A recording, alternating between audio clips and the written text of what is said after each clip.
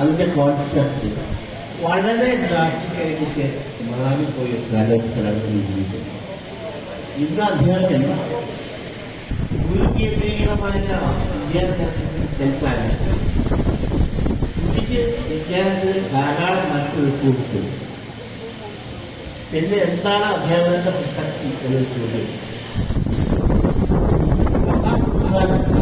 ഒരു യാത്രയിൽ ആ യാത്രയിൽ യുധിഷ്ഠിരൻ, ഭീമൻ, അർജുനൻ, നകുലൻ, സഹദേവൻ, പിന്നെ പാഞ്ചാലി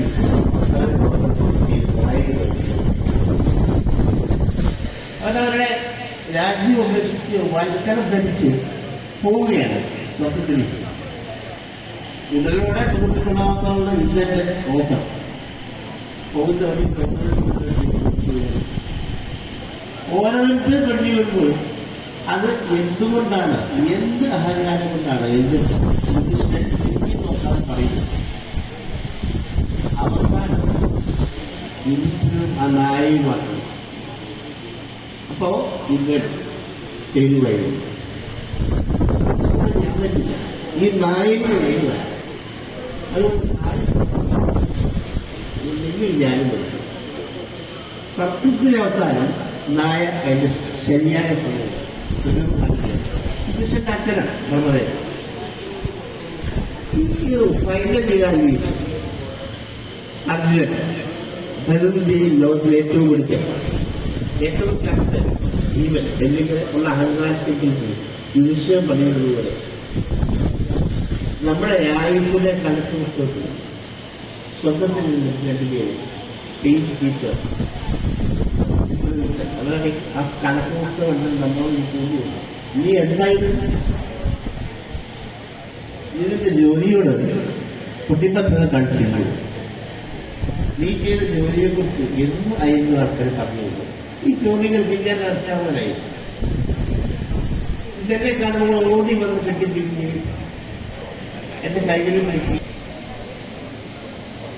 അപ്പോ എന്നെ കുറെ അധ്യാപകർ, മഹാന്മാരായ അധ്യാപകർ മഹാരാജ് തുടങ്ങുമ്പോൾ M Kushinayar, M K Salu, M Thomas Karvi, M Leelavathi, അവരെ കുറിച്ച് മലയാളത്തിലെ മഹാന്മാർ വിശ്വനാരായണൻ നന്ദി, OMV കുറുമ്പി, പിന്നീട് മധുകർ റാവു, ഇങ്ങനെയുള്ള ആളുകൾ പഠിപ്പിക്കുമ്പോൾ കഥ പറച്ചിലിന്റെ ഒരു സൗമ്യമായി അധ്യാപന രീതിയിൽ മാറ്റങ്ങളുണ്ടായാലും 150 വർഷം മുമ്പ് എഴുതപ്പെട്ട ആൻഡൻ ചെക്കോളിന്റെ കഥകൾ വായിക്കുന്നു.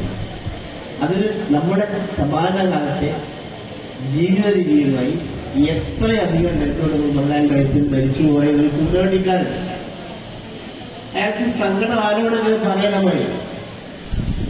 അയാളെ പറയാൻ ശ്രമിക്കുമ്പോഴൊക്കെ അയാളുടെ ചെറുപ്പക്കാരായ യാത്രക്കാർ അയാളെ അണിയാവും. വിളിച്ചു. വൈകുന്നേരമായപ്പോ ഈ കഥ പറയാനാളില്ലാത്ത ഈ പാവം വിഷയം ഏകാന്തമായ വിഷയം അരികു കണ്ടുകൊണ്ടിരിക്കുകയാണ്.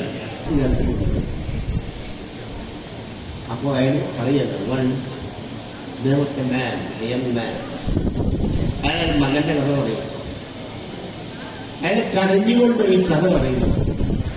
ആ കുതിര കരയിൽ തത്തുന്നു. എന്നിട്ട് ആ കുതിര കരയുന്നു. ഇത് ഒരു സമരസപ്പെടലുണ്ട്. ഇമോഷണലായ ഇൻവോൾവ്മെന്റിന്റെ ഒരു ഉദാഹരണമായി അത് ഇപ്പോൾ കൊല്ലം വന്നില്ല.